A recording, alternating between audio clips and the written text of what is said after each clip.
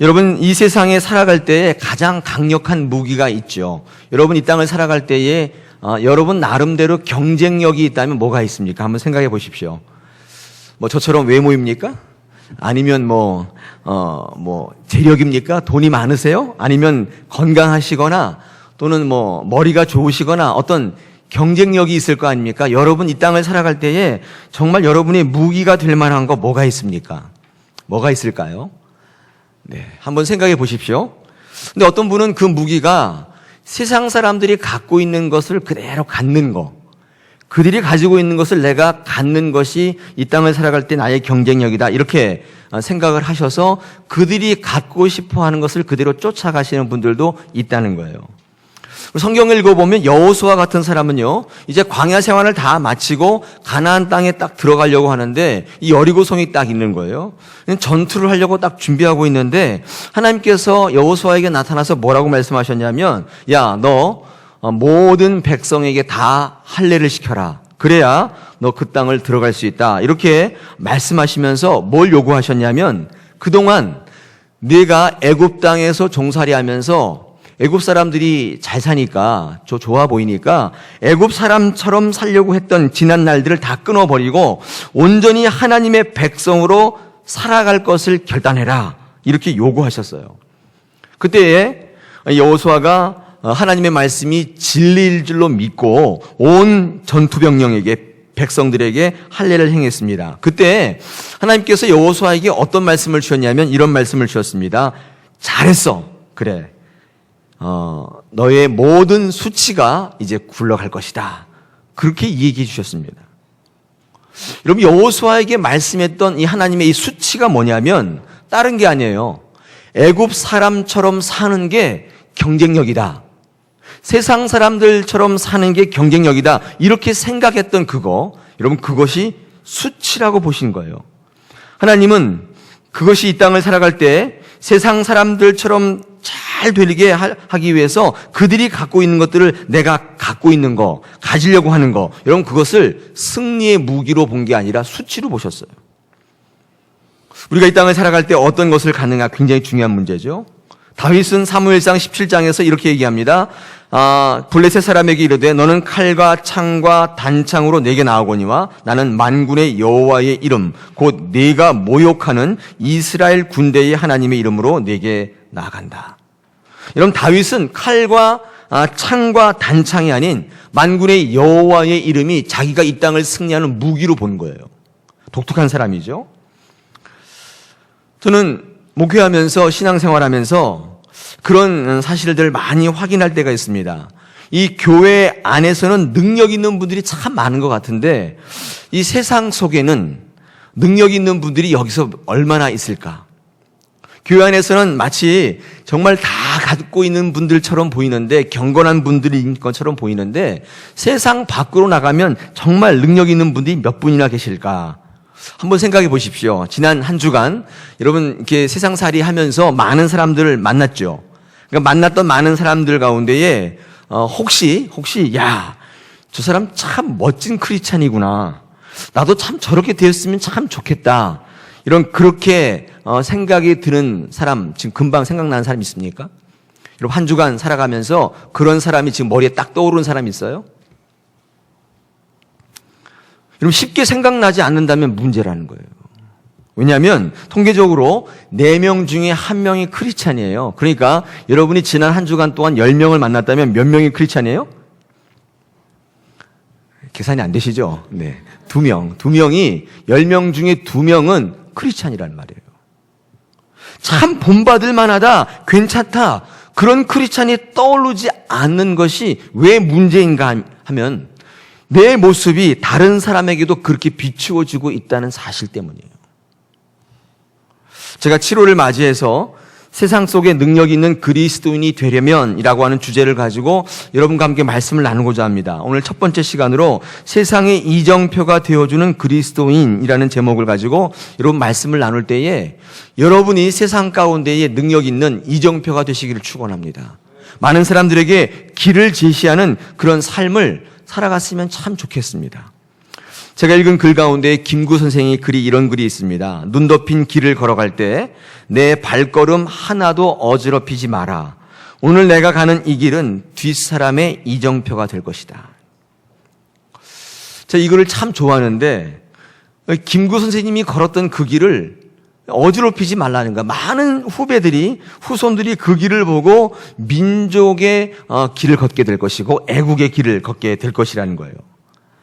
김구 선생님이 이 글을 쓴 이유가 있습니다. 그건 뭐냐면 모든 사람이 원하든 원치 않든 많은 사람들에게 영향력을 주는 그런 삶을 살아가게 됩니다. 이정표가 되는 거죠. 근데 문제가 뭐냐면 그게 정말 좋은 영향력인가 아니면 나쁜 엉뚱한 이정표인가 그 차이가 있는 것입니다. 근데 우리의 영향력을 받는 사람은요 정말 아무도 모르는 사람이 아니라 실질적으로 보면 우리랑 가까운 사람들이에요. 가장 가까운 사람이 누굽니까? 가족이죠. 특별히 가족 가운데 누구냐면 여러분의 자녀일 수밖에 없어요. 여러분의 삶의 족적이 여러분의 자녀에게 그대로 농축되어 있습니다. 여러분 이런 것을 생각해 볼 때 우리가 이 땅 위에서 삶을 우리의 마음대로 살아가면 안 되겠다는 생각이 더욱더 새롭습니다. 여러분 이정표가 뭐죠? 이정표. 요즘에 길거리에 이정표가 역할을 하지 못한다고 그래서 오늘 어떤 신문 기사를 보니까 며칠 전에 이정표를 없애는 방향을 한다. 그런데 그것도 뭐 일리가 있는 것 같아요. 요즘에 차마다 다 뭐가 있어요? 내비게이션이 있으니까 이정표 보고 길을 찾아가는 사람들은 거의 없습니다. 그런데 시골 길을 가면 이정표가 역할을 하지 않습니까? 근데 그 이정표도 사실 엉뚱한 이정표들이 참 많아서 그 길을 여행하는 나그네들에게 혼란을 줄 때가 많아요. 제가 예전에 교회에 있을 때 마지막으로 맡은 교구가 노원교구였는데 노원교구 상계동에 가면요. 조금 상계동을 지나서 이 수락산 쪽으로 가다 보면 이게 의정부하고 동두천으로 갈라지는 갈림길이 있는데 거기 이정표가 뭐라고 되어 있냐면 연천 이렇게 되어 있습니다. 연천이 어딘 줄 아세요? 연천은 거기서부터 한 2시간 더 가야 돼요. 근데 거기에 연천이라고 딱 쓰여 있어요. 여러분 그 이정표를 보고 연천으로 갈 수 있습니까? 제가 볼 때 이거 여기 왜 세워놨나 싶을 정도로 연천이라고 그 이정표 거기 왜 있는지를 잘 모르겠어요. 차라리 의정부 뭐 시립병원 이러면은 길을 안내할 수가 있는데 거기에 뜨거니 연천이 쓰여 있어요. 그 지역에 처음 오는 분들은 그 이정표를 보고 길을 찾아갈 수가 없다 그 말이에요. 제가 그걸 보면서 어떤 생각을 하게 됐냐면 여러분 이정표가 잘못 세워져 있으면 길을 찾는 것뿐만 아니라 사실 우리 인생의 길도 마찬가지라는 거예요. 여러분 이제까지 인생의 길을 어떻게 뭘 보고 찾아가십니까? 여러분 부모님의 삶을 보고 친구의 삶을 보고 그렇게 인생길을 걸어오지 않았어요? 여러분 근데 그걸 보고 제대로 좀 찾아가고 있습니까? 제대로 찾고 있는 거 맞습니까? 오늘 이 아침에 여러분이 예수를 믿는 그리스도인으로 여러분의 인생을 지금 어떻게 걸어가고 있고 여러분의 인생을 지금 많은 사람들이 어떻게 바라보고 있는가 여러분 이 문제를 한번 같이 생각해 볼 필요가 있겠습니다. 저는 목사로서 참 안타깝고 부끄러운 이야기를 여러분께 한번 드리고자 합니다. 여러분 김수환 추기경 아시죠? 돌아가셨지만 여러분 그분이 카톨릭 신자 맞죠? 당연한 거 묻습니까? 그러면 불교 신자입니까? 뭐 이렇게 속으로 묻고 계시는데 여러분 김수환 추기경이 카톨릭 신자라고요. 여러분 성철 스님이나 법정 스님 아십니까? 그분은 뭐예요? 네, 불자시죠. 불자라고요. 기독교인이 아닙니다. 그렇죠? 근데 한번 생각해 보십시오. 이 김수환 추기경을 존경하는 분들이 모두 카톨릭 신자인가요? 그런가요? 여러분 카톨릭 신자는 아니지만 여러분 김수환 추기경을 존경하는 사람이 참 많이 있다고요. 여러분 불자는 아니지만 법정 스님의 책을 읽는 분이 얼마나 많이 있습니까? 불자들만 읽는 게 아니에요. 오히려 불자가 아닌데도 불구하고 그 스님의 글을 읽는 사람들이 참 많다고요. 저도 보고 있으니까. 여러분들 한번 생각해 보시면 여러분 개신교 목사님들 가운데에 알려진 분들이 참 많이 있습니다. 그런데 그 가운데에는 책도 많이 쓰신 분이 있어요. 여러분 주변에 개신교 신자가 아닌 사람이 그 목사님의 책을 사서 읽는 경우가 많습니까? 한번 생각해 보십시오. 개신교 신자가 아닌데 야, 이 목사님 참 이 책이 내 인생에 도움이 된다 그러면서 그 책을 사서 읽는 분이 있는가? 저의 경우는 주변에 별로 없습니다. 그러니까 목사님들이나 설교에 참고하려고 보지 불자들이, 카톨릭 신자들이 그렇게 보는 분들이 별로 없어요. 여러분, 카톨릭과 불교와 비교해 보면 개신교가 세상 사람들에게 이정표가 되어주지 못한다는 사실이 굉장히 안타깝습니다. 그러니까 교회의 지도자들이 세상 가운데에 이정표 역할을 제대로 못 해주고 있는 거예요. 이 마더 테레사 같은 분도 이 카톨릭 신자죠. 이 수녀님이시니까. 많은 분들이 그를 존경합니다. 근데 우리 개신교회는 그런 분들이 별로 없는 것 같아요. 한경직 목사님 정도 있지만, 여러분, 세상 사람들 가운데 한경직 목사님 모르는 분이 참 많이 있어요. 자, 여러분 주변에 크리스찬이라는 것들을 라는 사실을, 여러분이 크리스찬이라는 사실을 알고 계세요? 저 사람 보니까 나도 교회 다니고 싶어. 여러분 주변에 많은 분들이 여러분을 크리스찬으로 인정하고 그리고 좋아하고 계십니까? 한번 이 시간 한번 물어보십시오. 어떤 분은 내가 교회 다닌다는 사실도 숨기고 다니는 분이 있어요. 그런 분들이 계시다면 오늘 여러분이 세상 속의 이정표가, 그리스도인으로 세상의 이정표가 되는 그런 삶을 살아가시는 터닝 포인트가 오늘 되시기를 축원합니다. 할렐루야. 이런 불교에 제가 관심이 많다고 말씀드렸지 않습니까?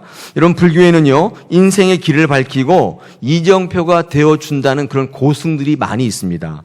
특별히 성철 스님 같은 분은 굉장히 유명한 분인데, 한번 이런 일이 있었다고 그래요. 이 조계종에서 이분을 종정으로 모시려고 굉장히 많이 권면했지만 이 성철 스님이 거절했어요.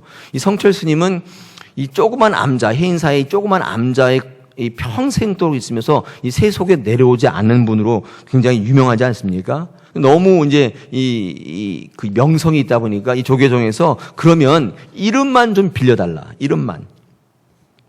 이 성철 스님 안 내려와도 된다. 여기 계시고 이름만이라도 빌려달라. 그래서 이 성철 스님이 불러도 안 가는 것을 조건으로 이름을 빌려드렸다고 그래요. 그래서 조계종의 이 대종종이 되셨는데 이분이 속세로는 이 세속으로 내려오지 않았습니다.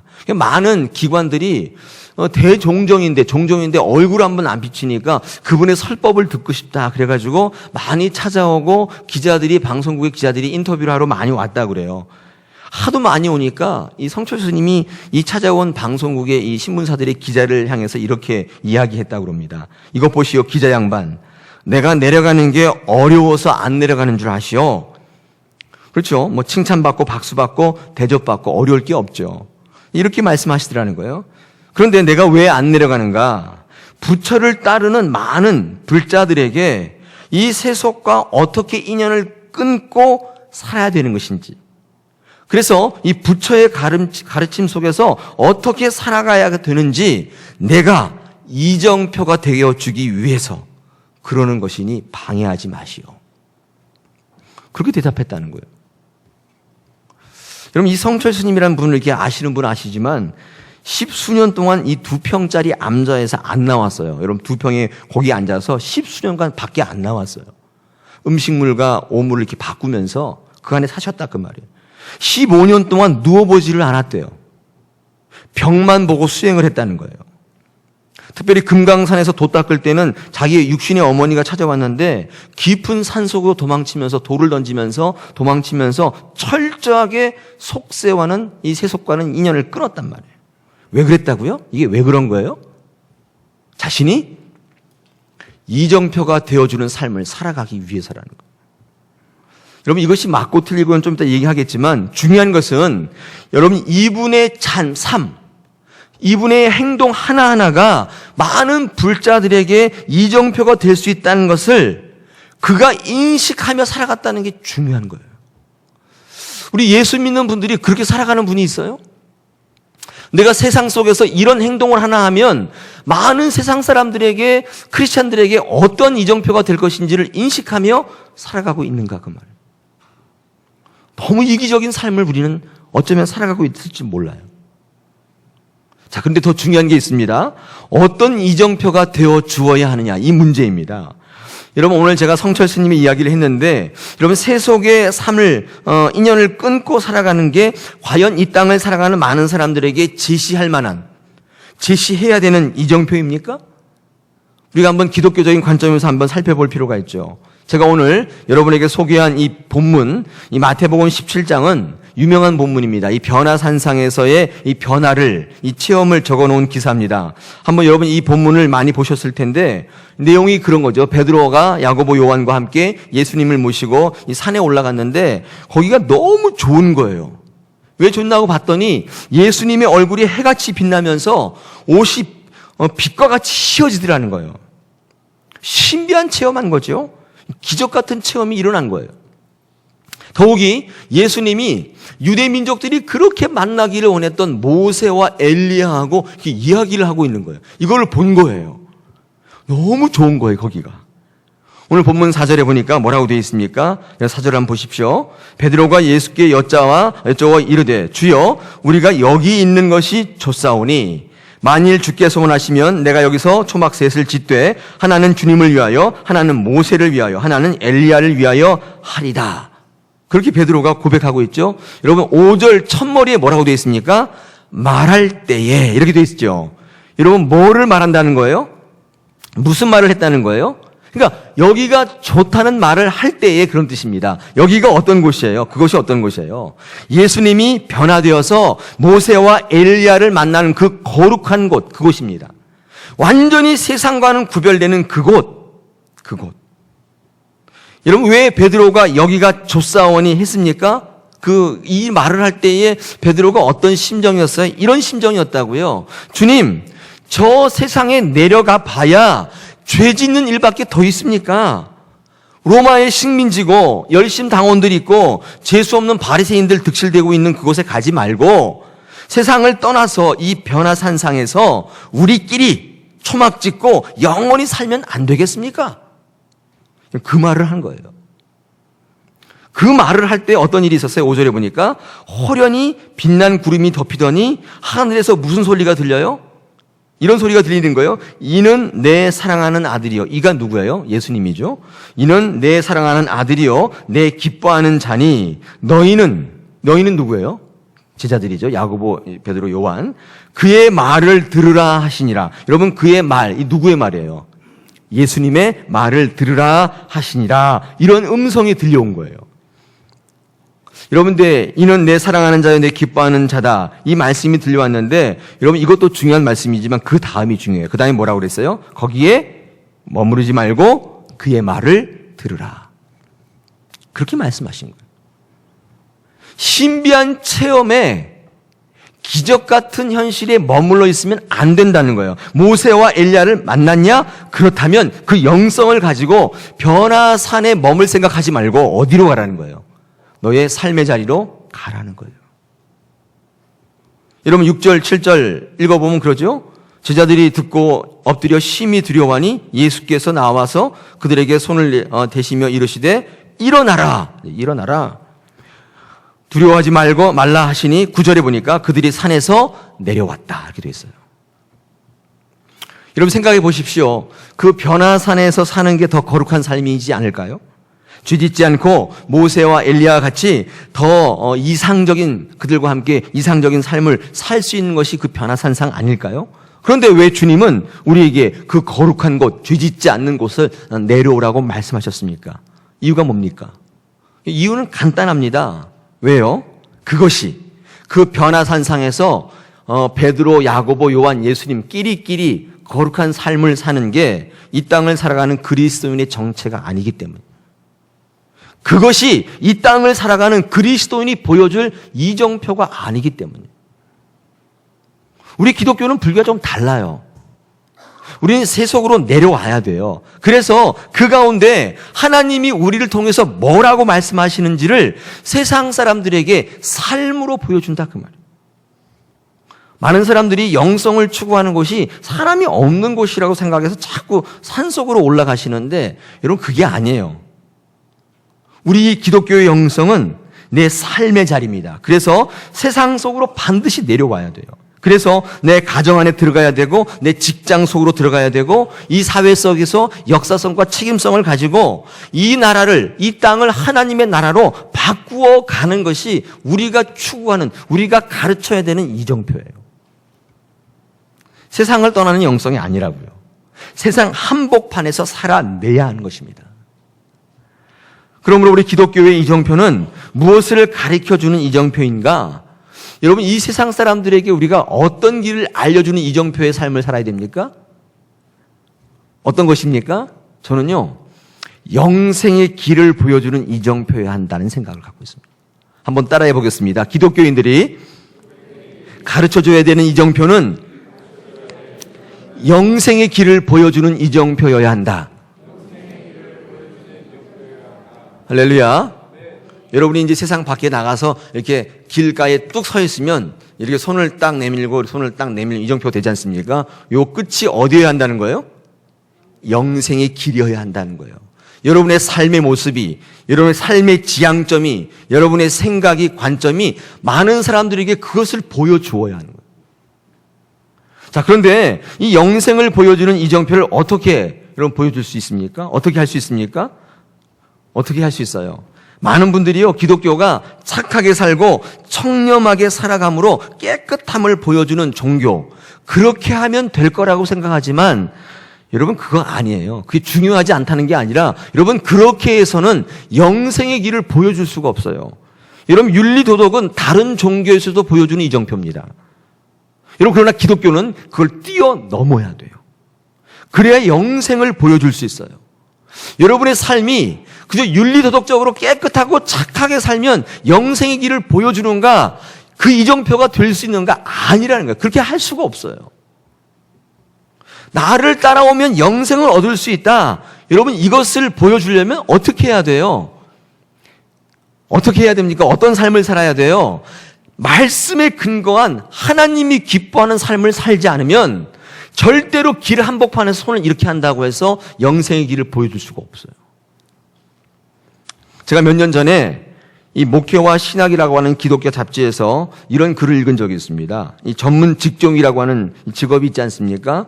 뭐 의사, 변호사 뭐 이렇게 전문 직종이 있는데, 여러분, 이 전문 직종에 있는 분들 가운데에 예수를 믿는 비율이 상대적으로 가장 낮은 직종이 뭔가, 그런 기사가 있었습니다. 재밌었어요.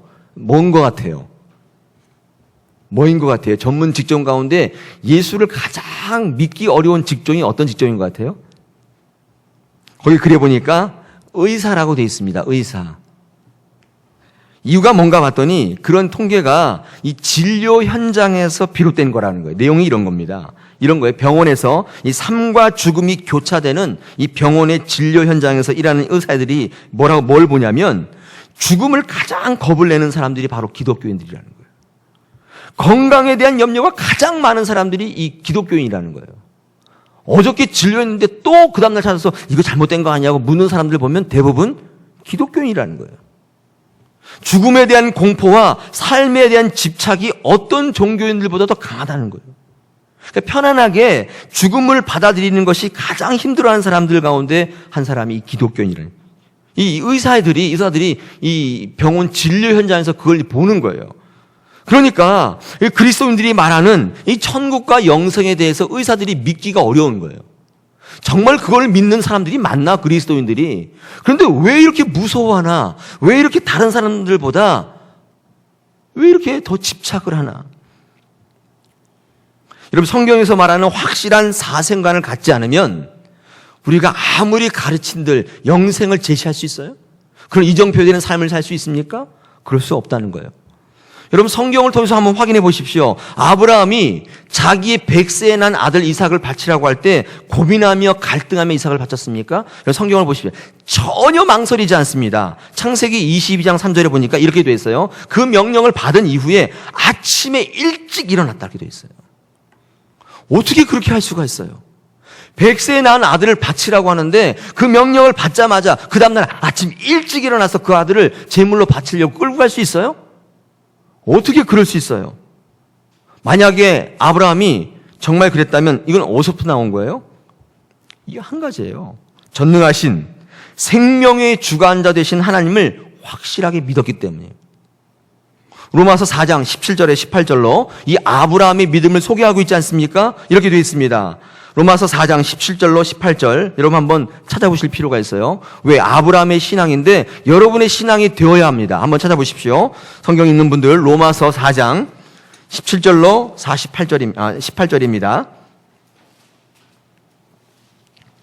로마서 4장 17절, 18절. 제가 한번 읽어볼 테니까 들어보십시오.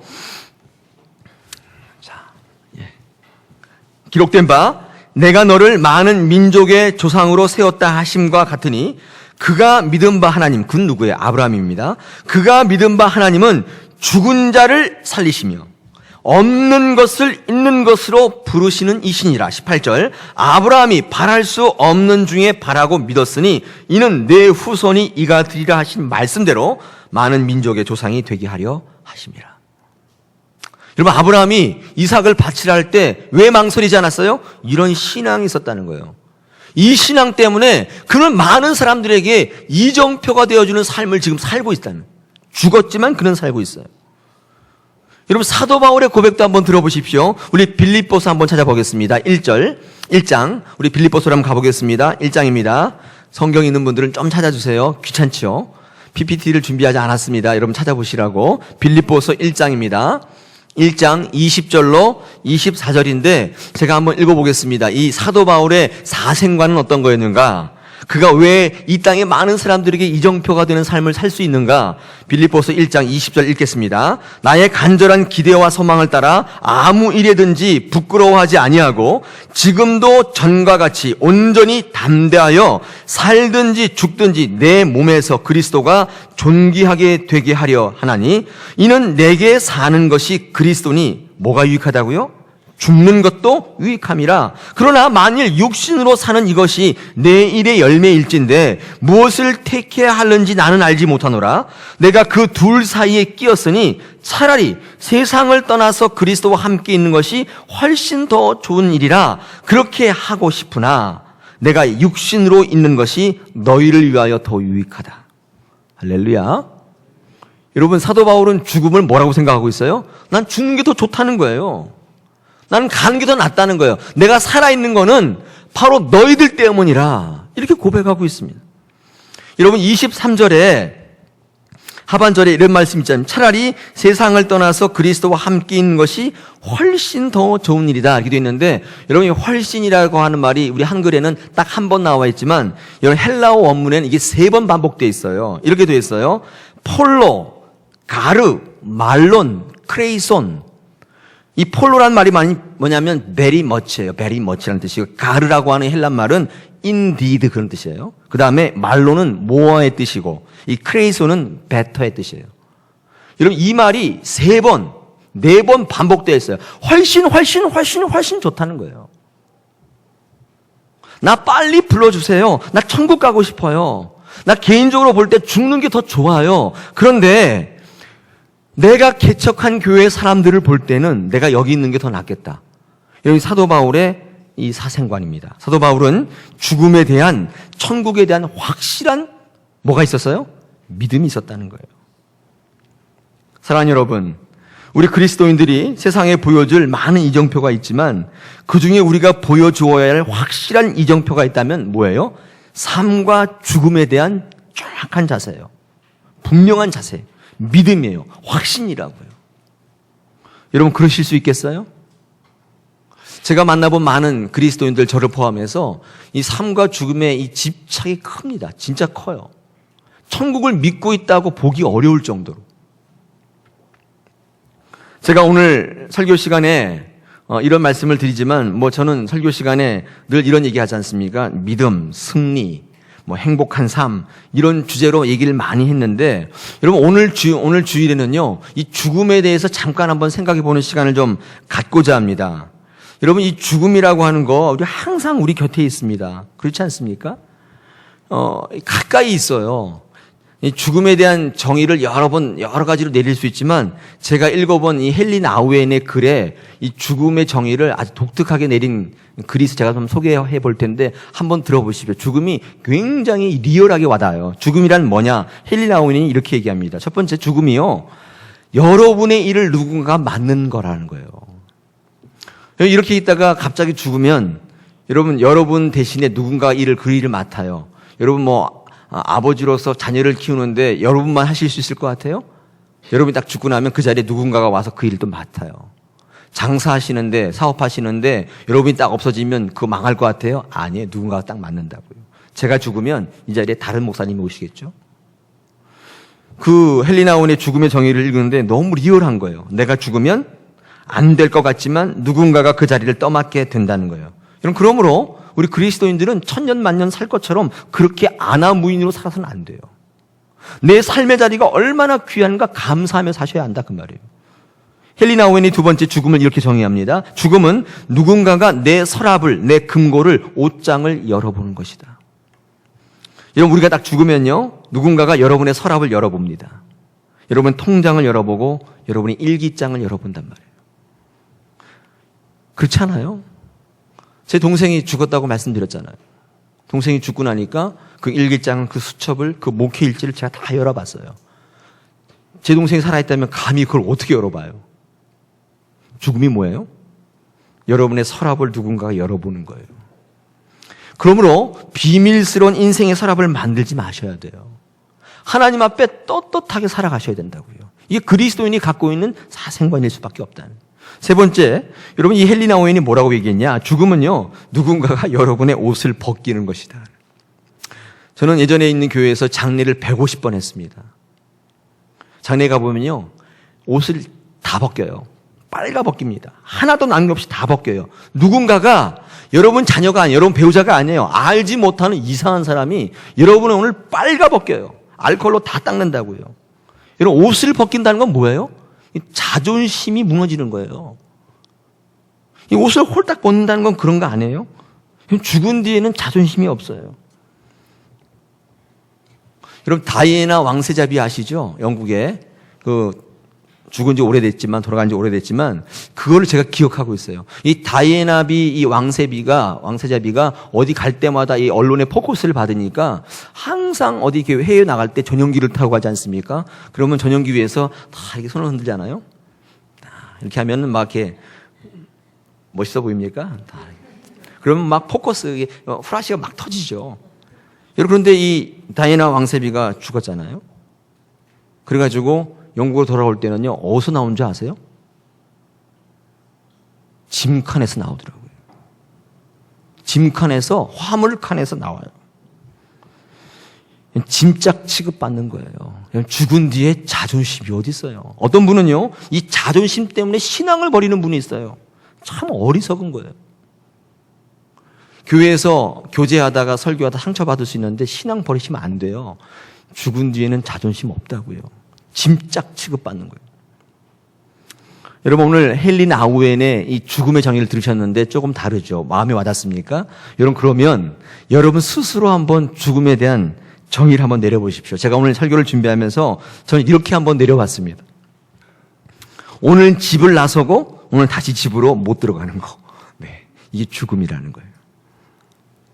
저 말고 다른 김동호 목사님이 있지 않습니까? 그분이 설교 중에 이런 말씀하셨어요. 제가 들었는데 성수대교가 무너졌는데 그 무너지기 10분 전에 그 다리를 지나오셨대요. 그 목사님. 아마 무학교에 뭐 어디 계실 때 있는 모양이었는데 그때 너무 정신이 혼미하더래요. 그 보도를 들은 다음에 그때부터 그 목사님이 인사가 바뀌었대요. 그전에는 어머니에게 이렇게 인사했다는 거예요. 어머니 저 갔다 오겠습니다. 이렇게 인사를 했는데 그 일을 겪고 난 다음부터 인사가 바뀌었는데 이렇게 인사가 바뀌었다고 그래요. 어머니 저 갑니다. 여기까지만 하는 거예요. 그리고 돌아와서 어머니 저 왔습니다. 이렇게 바뀌었다는 거예요. 왜요? 장담할 수가 없다는 거예요. 장담할 수가 없다는 거예요.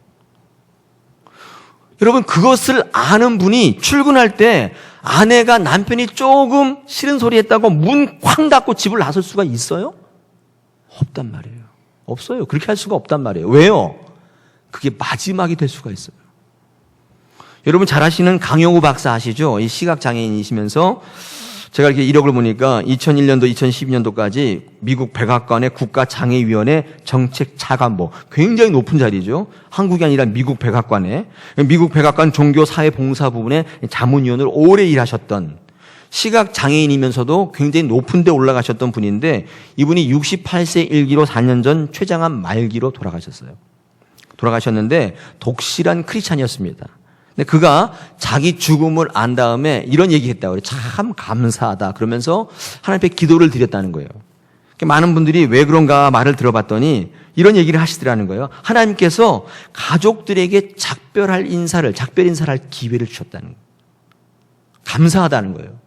자기가 본 많은 사람들이 인사도 못하고 가는 걸 많이 봤는데 자기는 얼마나 축복이냐는 거예요. 하나님께 감사하다는 거예요. 이분에 대한 죽음관, 이 사생관이 많은 사람, 이 그리스도인들에게 뭐가 되는 거예요, 지금? 이정표가 되더라는 거예요. 죽음에 대한 정확한 성경적 이해만 있어도 여러분, 우리는 세상 사람들에게 손가락질 받지 않습니다. 그런 생각을 하지 않고 사는 게 문제예요. 오늘 이 시간 제가 이런 설교를 하니까 이런 생각하는 분이 혹시 계실지 몰라요. 아니, 왜 복된 주일 아침에 재수없게 자꾸 죽는다고 그래? 여러분, 이런 생각을 하시는 분이 혹시 있을지 몰라요. 여러분, 정말 이게 재수없는 얘기예요? 어떤 축복의 말씀보다 더 복되지 않습니까? 여러분, 히브리서 11장 13절로 14절, 거기에 보면 우리 그리스도인의 죽음의 정체를 어떻게 얘기하고 있는가? 이렇게 얘기하고 있습니다. 히브리서 11장 13절로 14절, 센스 있는 교인은 찾아보겠습니다. 13절에 뭐라고 되어 있냐면 이렇게 되어 있습니다. 찾을 시간을 드릴게요. 굉장히 귀한 말씀이에요. 여러분 보셔야 돼요. 히브리서 11장 13절로 14절 이렇게 되어 있습니다. 이 사람들은 다 믿음을 따라 죽었으며, 이 사람이 누구냐면 믿음의 조상들이죠.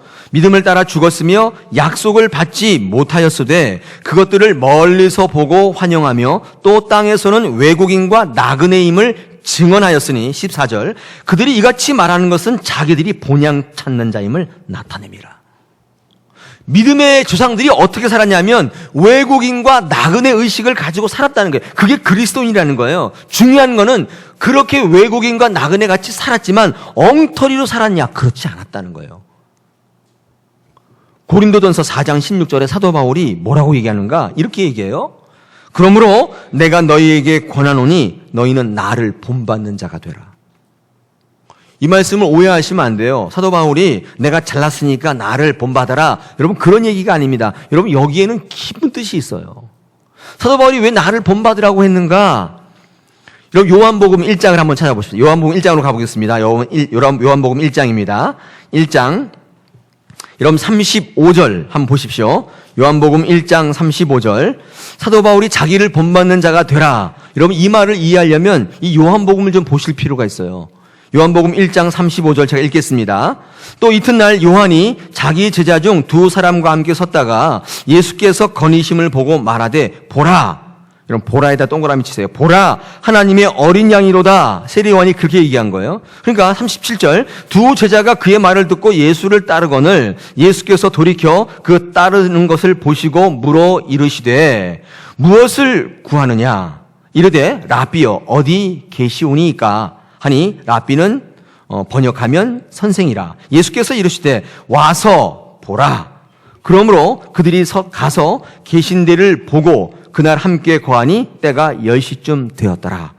여러분, 라삐여 어디 계시오니까, 여러분 이것은요 헬라어로 보면 위치를 묻는 말이 아니에요. where의 뜻이 아니에요. 뭐예요? how를 묻고 있어요. 이거는 거예요. 어디에 살고 계시냐가 아니라 어떤 거예요? 어떻게 살고 계십니까를 묻고 있는 말이에요. 여러분, 이 말에 예수님이 어떻게 하셨어요? 복음을 증거하실 때 와서 보라. 뭐 하신 거예요 지금? 예수님의 삶의 자리로 초청하신 거예요. 초대하신 거예요. 예수님은 복음을 전할 때 말로 전하지 않으시고 자기의 삶의 자리로 초대하신 거예요. 여러분, 이때 서성이던 두 제자가 그 자리에 와서 보고 뭐가 된 거예요? 제자가 된 거예요. 여러분, 그 중에 하나가 안드레였단 말이에요. 안드레가 제자가 되니까 어떻게 해요? 베드로를 죽게 데리고 온 거죠. 그래서 어떻게 해요? 제자가 된 거예요. 많은 분들이 여러분 베드로가 물고기 잡다가 한순간에 제자가 된 것처럼 생각하시지만 요한복음에는 그렇게 얘기하고 있지 않습니다. 여러분, 요한복음 40절 다시 뒤에서 읽겠습니다. 1장 40절. 요한의 말을 듣고 예수를 따르는 두 사람 중에 하나는 시몬 베드로의 형제 안드레라. 그가 먼저 자기의 형제 시몬을 찾아 말하되 우리가 메시아를 만났다 하고, 메시아는 번역하면 그리스도라. 42절. 그리고 예수께로 오니 예수께서 보시고 이르시되 내가 요한의 아들 시몬이니 장차 게바라 하리라 하시니라. 게바는 번역하면 베드로라. 그럼 베드로가 어떻게 제자가 됐어요? 물고기 잡다가 한순간에 된 거예요? 아니라는 거예요. 예수님의 자리에 와보고 예수님이 어떻게 사시는가를 보고 그 삶의 자리에 초대하고 보니까 어떻게 해요? 제자가 될 수밖에 없었던 거예요. 우리는 이 와서 보라는 말을 어떻게 이해하고 있냐면 일단 한번 교회에 와 보시라니까요. 뭐 이렇게 이해하고 계시는 분들이 많잖아요. 우리 목사님이 얼마나 좋은데요. 얼마나 잘생기셨는데요. 웃으시는 분들의 의미는 뭡니까? 우리 목사님의 설교가 얼마나 좋은데요. 우리 교회가 얼마나 역사가 깊고 전통이 있는데요. 여러분 이렇게 이해하시는 분이 많지만 오늘 이 말씀을 읽어보니까 여러분 와서 보라는 말은 그 말이 아니에요. 와서 보라는 것은 교회에 오라는 게 아니에요. 뭐 어디에 오라는 거예요? 내 삶의 자리 와보라는 거예요. 내 삶을 보라는 거예요. 여러분 사도 바울이 인생의 이정표가 되기 위해서 나를 본받는 자가 되라 할 때 이 본이라고 하는 말이 본다는 뜻이거든요. 뭘 보라는 거예요? 내게 와서 내가 이제까지 사역했던 모습, 내 생각, 내 지향점을 보라는 거예요. 그걸 보면 영생을 얻게 될 거라는 거예요. 그런데 내가 세상 사람들처럼 똑같이 살아간다면 볼 게 뭐가 있어요? 아니 나랑 똑같아요. 온 사람이 똑같아요. 나랑 똑같아요. 추구하는 것도 똑같고 목적도 똑같아요. 돈, 건강, 권세 이루고 살고 있는데 뭐가 달라요? 어쩌면 나보다 더 세상적으로 살아가요. 뭐가 달라요? 여러분 기독교가 세상 사람들보다 더 윤리적이고 도덕적으로 사는 것이 와 보라 이렇게 말할 수 있는 메리트가 될 수 있어요? 안 돼요. 고승들이 말하는 것처럼 그 정도 가지고 와 보라 자신 있게 얘기할 수가 있어요? 안 된다고요. 영생을 나타내는 이정표가 될 수가 없어요. 달라야 되죠. 우리는 달라야 됩니다. 목적지가 달라야 되고 지향점이 달라야 돼요. 여러분 우리의 목적은 이 땅을 재미있게 부유하게 사는 게 아니에요. 우리의 목적은 이 땅에 멋있게 죽는 게 아니라고요. 우리의 목적은 생명 그 자체에 있어요. 생명을 살리고 생명을 주는 거예요. 이 이정표예요, 이정표. 여러분의 삶의 자리를 보여줄 수 있어야 됩니다. 아, 예수 믿는 사람들은 저렇게 사는구나. 아니, 저렇게 다 망했는데 기뻐하며 살 수가 있구나. 아, 예수 믿는 사람들은 경제의 원칙에 따라 사는 사람이 아니구나. 돈을 저렇게 버는구나. 돈이 저렇게 하는데도 벌리는구나. 저렇게 사는데도 승리할 수 있구나. 여러분 이것이 우리가 세상 가운데 세워나가는 이정표예요. 여러분 그리스도인이라는 이 호칭을 누가 줬다고 그랬어요? 그리스도인이 교회가 붙인 게 아니에요. 누가 붙였어요? 지극히 세상적인 이 안디옥에, 이방 안디옥에 사람들이 붙여준 거예요. 저는 오늘 이 말씀 준비하면서 저와 여러분이 우리 다사랑의 모든 성도들이 정말 영생을 제시해 줄 수 있는 이정표가 되기를 소망합니다. 우리 구역이 그런 이정표가 되어주는 거 되기를 소망합니다. 변화산상에서 우리끼리 잘 살자는 게 아니에요. 내려가라는 거예요. 이것이 세상에 능력 있는 그리스도인이 되는 첫걸음입니다. 여러분 예수 믿지 않는 여인이 믿는 여인이 예수 믿지 않는 가정에 이렇게 시집갈 수가 있지 않습니까? 뭐 그렇게 하지 말라고 하는 분들 많이 계시지만 보통 저한테 결혼 상담 오시는 분들 이미 다 결정하고 와요. 제가 이렇게 손을 쓸 수 없을 만큼 이미 다 어떤 분은 혼인신고까지 하고 와서 뭐 하러 오는지 모르겠습니다. 여러분 어쨌든 간에 예수 믿지 않는 가정에 예수 믿는 처자가 시집갈 수가 있잖아요. 여러분 이게 얼마나 귀한 일인지 몰라요. 왜요? 그 여인이 그 가정에 딱 들어서는 순간 뭐가 비쳐요? 빛이 딱 되는 거예요. 그 며느리가 그 가정에 빛이 딱 되는 거예요. 여러분 전도에서 남편이 시부모가 시댁 식구들이 예수 믿게 되면 한 사람 한 사람이 불이 나기 시작하는 거예요. 불이 비치기 시작하는 거예요. 어두웠던 집안 전체가 밝아져요. 여러분 이정표가 되는 것은 사실 이 땅에 빛이 되는 것입니다. 빛이 되는 거예요. 요한복음 8장 12절에 이렇게 주님은 말씀하시죠. 예수께서 또 말씀하여 이르시되 나는 세상의 빛이니 나를 따르는 자는 어둠에 다니지 아니하고 생명의 빛을 얻으리라. 여러분 생명의 빛을 비춰주는 이정표가 되시기를 축원합니다. 할렐루야. 제가 마지막으로 이 얘기만 마치고 오늘 설교를 정리하겠습니다. 제가 어떤 글을 읽는데 독일의 한 교회를 소개하는 이야기가 있어서 여러분과 함께 나누고자 합니다. 여러분 이게 교회를 이렇게 독일을 여행하다 보면 어떤 마을에 가면 유명한 교회가 있다고 해서 많은 관광객들이 그 교회를 찾아갔다고 그래요. 그 가이드가 이 교회가 참 유명한 교회입니다. 이렇게 가이드를 해서 한번 들어가 봤는데 별로 뭐 신기할 게 없는 교회더라는 거예요. 뭐가 볼 게 있냐 이렇게 얘기했더니 가이드가 이렇게 얘기하더라는 거예요. 이 교회는 밤에 와봐야 좋은 게 있다. 그래서 이제 밤에 와서 촛불을 이제 딱 들어왔는데 어두우니까 촛불을 다 들고 이게 있는데 이제 이 맨 앞에 어떤 사람이 딱 앉아서 촛불을 딱 들고 있는데 어두우니까 근데 뒤를 딱 돌아보는데 입구에 사람들이 들어오기 시작하는데 신기하게도 사람이 들어오는 게 아니라 불빛이 들어오는 것으로 착각이 들더라는 거예요. 불빛이 들어오더라는 거예요. 그러더니만 어둡던 교회 안이 밝아지고 교회 전체가 밝아지고 나중에는 이 교회 바깥에 있는 정원까지도 환해지더라는 거예요. 놀란 것은 그게 놀란 게 아니라 그 다음인데 그리고 촛불을 자기 앞에 있는 자리에다 딱 놨는데 그 자리 앞에 이름표가 딱 붙어 있는 게 보이더라는 거예요. 유럽의 교회의 경우는 이제 그런 경우 많지 않습니까? 자기 자리가 정해져 있어요. 이름표가 있거나 칼로 새겨놓거나 이렇게 하는데 이름표가 딱 보이더라는 거예요. 딱 보니까 안나 코프레라는 이름이 딱 붙어 있더래요.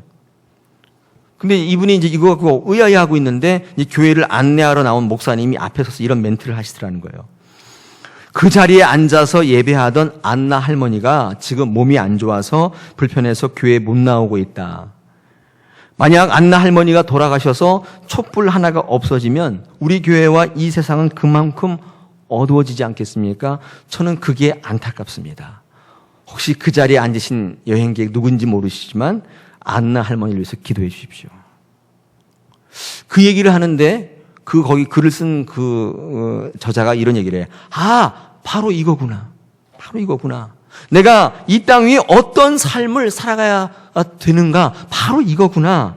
여러분, 그것을 깨닫게 해주더래요. 그 교회가 특별한 교회라는 거예요.